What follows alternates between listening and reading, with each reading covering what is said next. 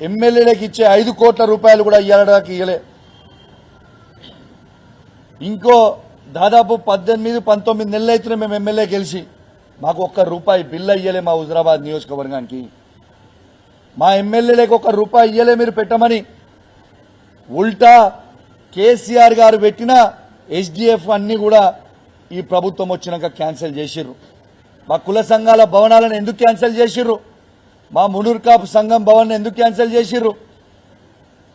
మా అన్ని కుల సంఘాల భవనాలు యాదవ కావచ్చు, ముదిరాజ్ బిడ్డలు కావచ్చు, ఎస్సీ కమ్యూనిటీ హాల్ కావచ్చు, అన్ని కూడా మీరు ఎందుకు క్యాన్సిల్ చేసిండ్రు?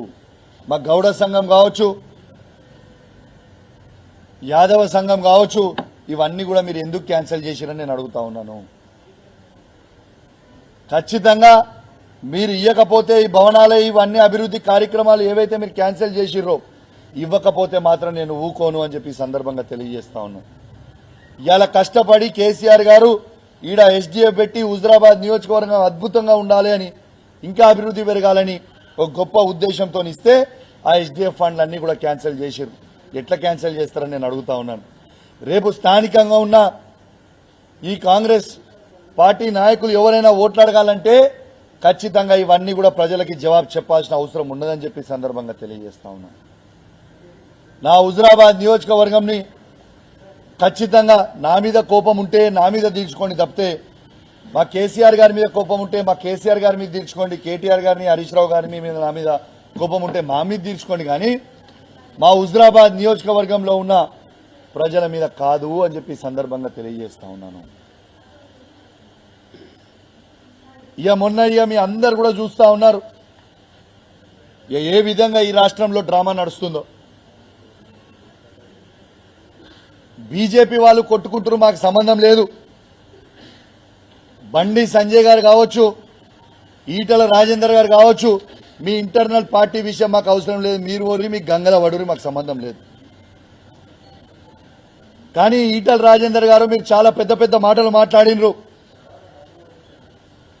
మీరు కేసీఆర్ గారిని విమర్శించే స్థాయి మీ స్థాయి కాదు.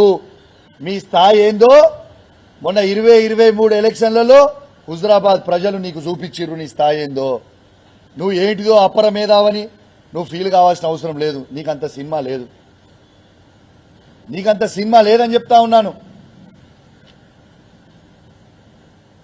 ఏం మాట్లాడుతావు? నేను ఈ కరీంనగర్ జిల్లాకి 2 సార్లు అధ్యక్షునైనా, 2 సార్లు మంత్రినైనా. ఎస్, నీకు రాజకీయ భిక్ష పెట్టింది ఎవరు? కేసీఆర్ కాదా అని నేను అడుగుతా ఉన్నాను. నిన్ను 2 సార్లు అధ్యక్షుడు చేసింది ఎవరు? కేసీఆర్ కాదా? నిన్ను 2 సార్లు మంత్రి చేసింది ఎవరు? కేసీఆర్ కాదా? ఇలా ఉమ్మడి కరీంనగర్ జిల్లాలో ప్రతి గ్రామంలో కాలు పెట్టినాను, మరి ఆ కాలు పెట్టి అడుగు పెట్టి అవకాశం ఇచ్చింది కేసీఆర్ కాదా? అట్లాంటి దేవుని లాంటి కేసీఆర్ని నువ్వు ఎట్లా మోసం చేస్తావు? నువ్వు దేవుని లాంటి కేసీఆర్ని ఎట్లా విమర్శిస్తావు? ఎట్లా విమర్శించబుద్ధి అవుతుందయ్యా? అన్నం పెట్టిన వాళ్ళకి సున్నం పెడుతున్న చరిత్ర నీది. ఇలా కేసీఆర్ గారిని నువ్వు విమర్శించే స్థాయి నీది కాదు. నీది నా స్థాయి కూడా నీది కాదు. చిత్తు కొడగొట్టడం మొన్న నిన్నే. ఇంకేం కావాలి నీకు? నువ్వు ఒక పెద్ద మోసగానివి అని చెప్పక తప్పదు. నువ్వు కేసీఆర్ గారిని మోసం చేసినావు. నువ్వు సంపాదించిన అక్రమ సొమ్ముని కేసీఆర్ గారు గుర్తించి పేద దళితుల భూములని నువ్వు గుంజుకుంటే అవన్నీ గుర్తించి ఇలా నేను తన్ని పార్టీ నుంచి బయటికి వెళ్ళగొట్టి నువ్వు దానికి ఏం చెప్తున్నావు? నువ్వు చేసిన అవినీతికి నువ్వు ఒక అవినీతి పరునివి, నువ్వు ఒక చీటర్వి, మోసగానివి అని ఉద్దేశంతో నేను పార్టీ నుంచి బయటికి పంపిండు కేసీఆర్ గారు. కానీ నువ్వేం చెప్తున్నావు? బీఆర్ఎస్ పార్టీలో ఆనాడు టీఆర్ఎస్ పార్టీలో ఎమ్మెల్యేలు అందరూ నాతో బాగుండే కాబట్టి కేసీఆర్ నేను బయటకు పంపించింది. నువ్వు ఆ రోజు కేసీఆర్ గారిని ద్రోహం చేద్దామనుకున్నావు,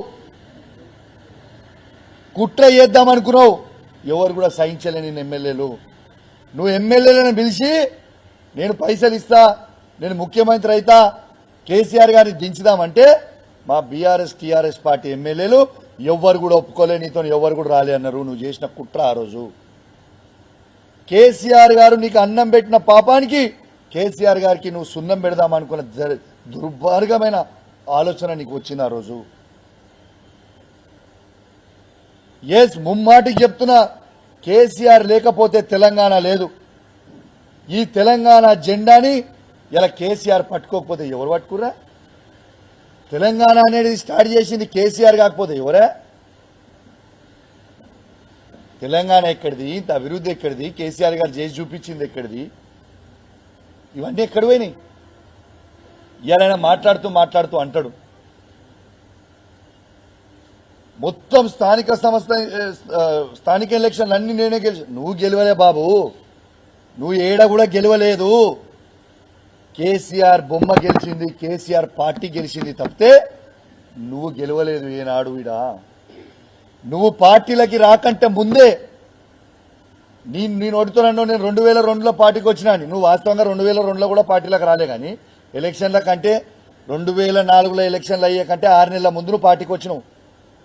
కానీ పాత కమలాపూర్ గడ్డ, హుజరాబాద్ గడ్డ ఎప్పుడు కేసీఆర్ అడ్డా. ఇది వాస్తవం. 2001లోనే కేసీఆర్ గారి బొమ్మలు ఆ రోజు ఎవ్వరు లేరు.